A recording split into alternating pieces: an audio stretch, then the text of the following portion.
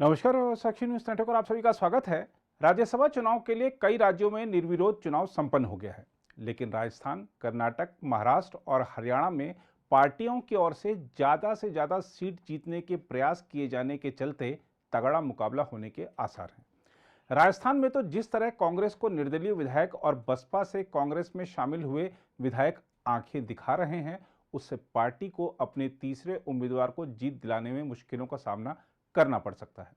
राजस्थान से खबर है कि बहुजन समाज पार्टी की राज्य इकाई ने एक व्हिप जारी करके उन 6 विधायकों को 10 जून को होने वाले राज्यसभा चुनाव में निर्दलीय उम्मीदवार सुभाष चंद्रा को अपना मत देने को कहा है, जो बसपा के चुनाव चिन्ह पर चुनाव जीते थे लेकिन बाद में कांग्रेस में शामिल हो गए थे। बसपा के प्रदेशाध्यक्ष भगवान सिंह बाबा ने व्हिप जारी करके कहा है कि 2018 में हुए विधानसभा चुनाव में बसपा के चुनाव चिन्ह पर जीतने वाले 6 विधायक पार्टी व्हिप के अनुसार काम करने के लिए बाध्य हैं। इन 6 विधायकों में राजेंद्र गुढ़ा, लाखन मीणा, दीपेंद्र खेरिया, संदीप यादव, जोगिंदर अवाना और वाजिब अली शामिल हैं। हम आपको बता दें कि राजस्थान में राज्यसभा की 4 सीटों पर 10 जून को चुनाव होगा। कांग्रेस ने मुकुल वासनिक, रणदीप सुरजेवाला और प्रमोद तिवारी को राज्यसभा चुनाव के लिए मैदान में उतारा है, जबकि भाजपा ने पूर्व मंत्री घनश्याम तिवारी को उतारा है। भाजपा ने मीडिया कारोबारी और निर्दलीय उम्मीदवार सुभाष चंद्रा को अपना समर्थन दिया है। राज्यसभा चुनाव से पहले कांग्रेस ने अपने और समर्थक विधायकों को खरीद फरोख्त से बचाने के लिए उन्हें उदयपुर के एक होटल में रखा हुआ है। हम आपको यह भी बता दें कि कांग्रेस में शामिल हुए बसपा के 6 विधायकों में से केवल जोगिंदर अवाना उदयपुर में हैं। राजेंद्र गुढ़ा, जो राज्य मंत्री हैं, उन्होंने अपनी नाराजगी व्यक्त करते हुए कहा है कि कांग्रेस में विधायकों को जो सम्मान मिलना चाहिए वह नहीं मिल रहा। गुढ़ा ने कहा कि कांग्रेस के प्रदेश प्रभारी अजय माकन ने कुछ वादे किए थे जिन्हें वह पूरा नहीं कर पाए। हम आपको बता दें कि संख्या बल के हिसाब से राजस्थान की 200 सीटों वाली विधानसभा में कांग्रेस अपने 108 विधायकों के साथ 2 सीटें तथा भाजपा 71 विधायकों के साथ 1 सीट आराम से जीत सकती है। 2 सीटों के बाद कांग्रेस के पास 26 अधिशेष और बीजेपी के पास 30 वोट अधिशेष होंगे। एक उम्मीदवार को जीतने के लिए 41 वोट चाहिए। सत्तारूढ़ कांग्रेस के नेताओं को उम्मीद है कि सरकार का समर्थन कर रहे अन्य दलों के विधायकों और निर्दलीय विधायकों के समर्थन से वह तीसरी सीट जीत जाएगी, लेकिन जिस तरह सुभाष चंद्रा को समर्थन मिलता जा रहा है, उससे कांग्रेस नेता प्रमोद तिवारी की मुश्किलें बढ़ गई हैं। दूसरी ओर महाराष्ट्र की बात करें तो राज्य से राज्यसभा की 6ठी सीट के लिए शिवसेना और बीजेपी के बीच मुकाबला होगा, क्योंकि चुनाव मैदान में उतरे 7 उम्मीदवारों में से किसी ने भी अपना नामांकन वापस नहीं लिया।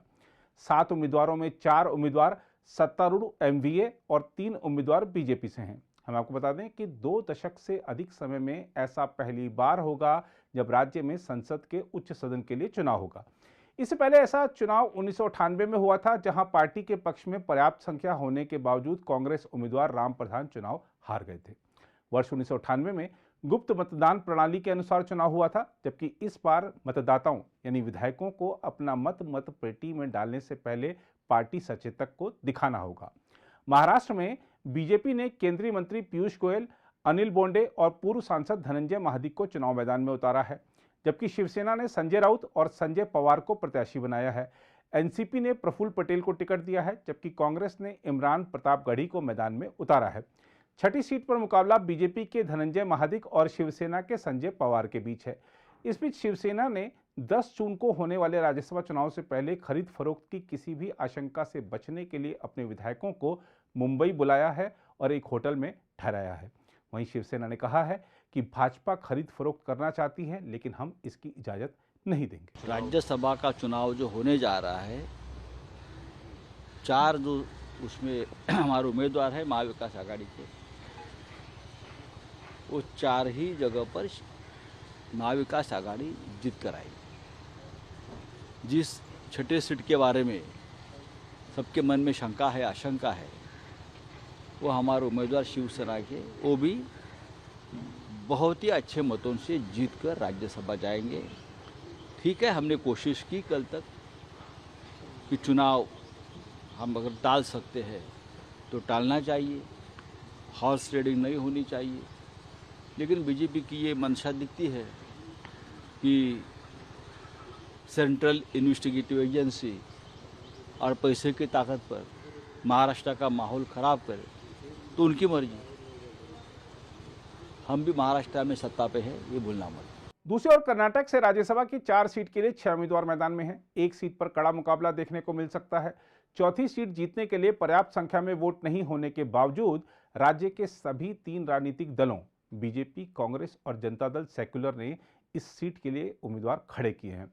जो 6 उम्मीदवार मैदान में हैं उनमें बीजेपी से केंद्रीय वित्त मंत्री निर्मला सीतारमण, कन्नड़ फिल्म अभिनेता से नेता बने जग्गेश और निवर्तमान विधान परिषद सदस्य लहर सिंह सिरोया, जबकि कांग्रेस से पूर्व केंद्रीय मंत्री जयराम रमेश और राज्य महासचिव मंसूर अली खान और जनता दल सेक्युलर के पूर्व सांसद टी कुपेंद्र रेड्डी शामिल हैं।